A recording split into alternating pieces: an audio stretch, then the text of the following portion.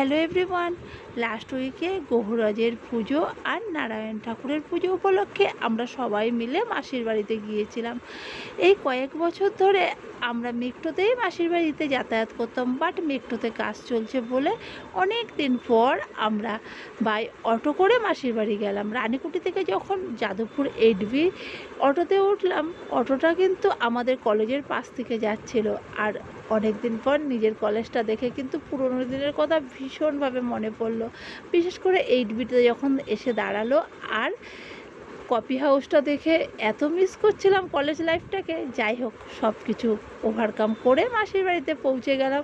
আর পৌঁছেই দেখি মাসিদের পুজো কিন্তু কমপ্লিট হয়ে গেছে। গহুরাজের পুজো প্রসাদ খেলাম, এরপর নারায়ণ ঠাকুরের পুজোর প্রসাদ খেয়ে সবাই মিলে গল্প আড্ডায় আসর পুরো জমিয়ে দিয়েছিলাম। এরপর ছোটো ভাই আর বৌমণি মিলে আমাদের জন্য রাতের ডিনারের ব্যবস্থা করেছিল। ডিনারে করেছিল লুচি, ছোলার ডাল, পনির তরকারি, 2 রকমের মিষ্টি। আর দেখো অলরেডি আমরা খেতে বসে গেছি সবাই। তোমরা আমাদের দেখে বুঝতে পারছো আমরা কতটা আনন্দ করেছি সবাই মিলে।